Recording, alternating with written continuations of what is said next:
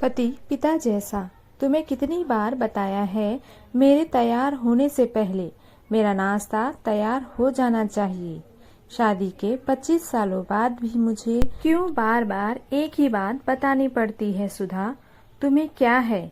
तुम तो आराम से घर पर रहोगी, मुझे काम पर जाना पड़ता है। तुम हो कि हमेशा बेवकूफों जैसी हरकत करती हो। अगर तुम यह जानबूझकर करती हो तो याद रखना, मुझसे बुरा कोई नहीं होगा। आज भी जिग्नेश का पारा चढ़ा हुआ था। इन कटु शब्दों में अपना गुस्सा उतारते हुए, गीला तौलिया कुर्सी पर फेंकते हुए जिग्नेश गुस्से से सुधा की तरफ देखने लगा। सुधा के लिए जिग्नेश का यह बेवजह का गुस्सा कोई नई बात नहीं थी।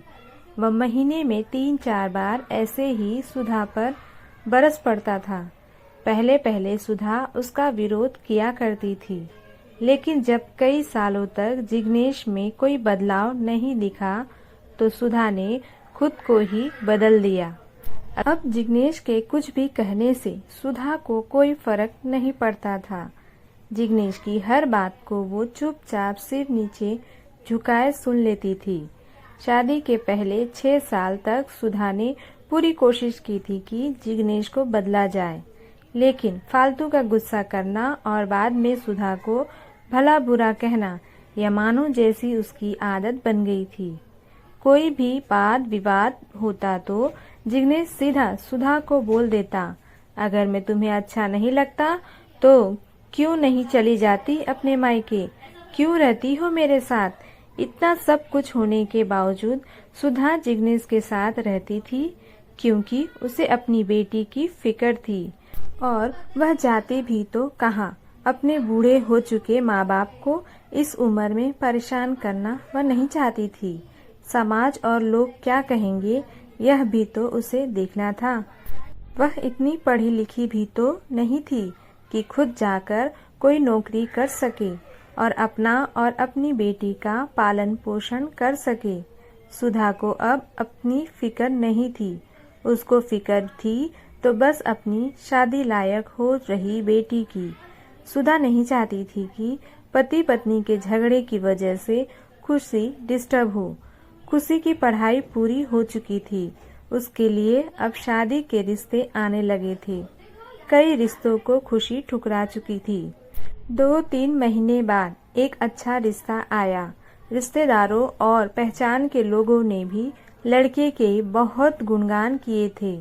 जिग्नेश एक शाम अपनी बेटी के पास बैठकर उसे बताने लगा, खुशी बहुत अच्छा लड़का है, पढ़ा लिखा है, बड़ा घर है, बहुत अच्छी नौकरी है। ऐसे रिश्ते बार बार नहीं आते बेटा, इस बार मना मत करना। खुशी अपने पिता से ज्यादा बात नहीं करती थी, शायद डरती थी या शायद नफरत करती थी, लेकिन आज वो अपनी पूरी हिम्मत इकट्ठा कर बोली, मुझे अभी शादी नहीं करना है पापा, मैं नौकरी करना चाहती हूँ, खुद अपने पैरों पर खड़ी होना चाहती हूँ। हाँ, तो उसमें क्या बड़ी बात है? मैंने लड़के से बात की है, वह तुम्हें किसी बात के लिए नहीं रोकेगा। तुम शादी के बाद भी नौकरी कर सकती हो, वह तुम्हें नौकरी के लिए परमिशन दे देगा। जिग्नेश बोला, मेरा नौकरी करना या ना करना उसकी परमिशन पर क्यों डिपेंड रहेगा पापा? खुशी ने पूछा, मैं कह रहा हूँ ना, तुम्हें किसी भी चीज की कमी नहीं होगी वहाँ। ऐसे रिश्ते बार बार नहीं आते, इसे ठुकराना मत, बहुत खुश रहोगी तुम वहाँ। जिग्नेश बोला, पापा क्या मैं उतना ही खुश रहूंगी जितनी मम्मी इस घर में खुश है? खुशी ने तंज कसते हुए कहा, आज तुम्हारी जुबान कुछ ज्यादा नहीं चल रही है। जिग्नेश गुस्से से आंखें बड़ी करते हुए बोला, पापा मुझे शादी ही नहीं करनी है, क्योंकि शादी के बाद अगर वह लड़का आपके जैसा निकला तो मैं क्या करूंगी? मुझे आपके जैसा जीवन साथी नहीं चाहिए, जो बिना बात के मुझ पर हमेशा चिल्लाए। मुझे कुछ भी अपनी पसंद का लेना हो तो 10 बार सोचना पड़े, कहीं वह नाराज ना हो जाए। मेरी तबीयत कैसी भी हो उसे परवाह ना हो, रोटी थोड़ी सी मोटी बन जाए तो घर सर पर उठा ले, उसकी चेक बुक ना मिले तो भी मेरा ही दोष निकले, और हर छोटी मोटी बात पर मुझे मायके जाने के लिए कहे।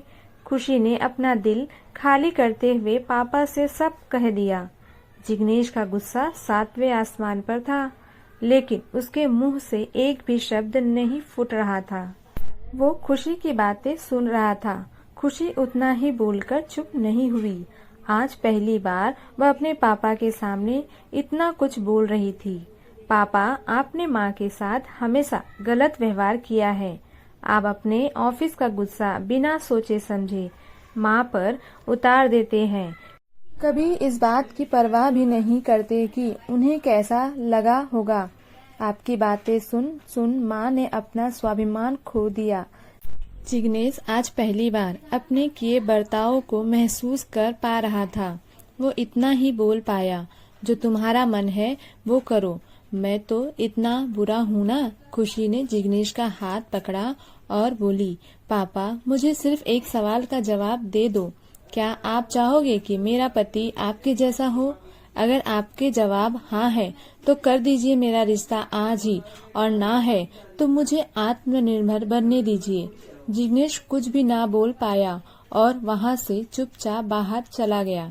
आज उसे सुधा के सामने जाने में शर्म आ रही थी। चलते चलते उसकी आंखों से आंसू बह रहे थे। जिग्नेश ने आज से अपने आप को बदलने का निश्चय किया। अगले दिन से सुधा ने अपने पति में काफी बदलाव देखा।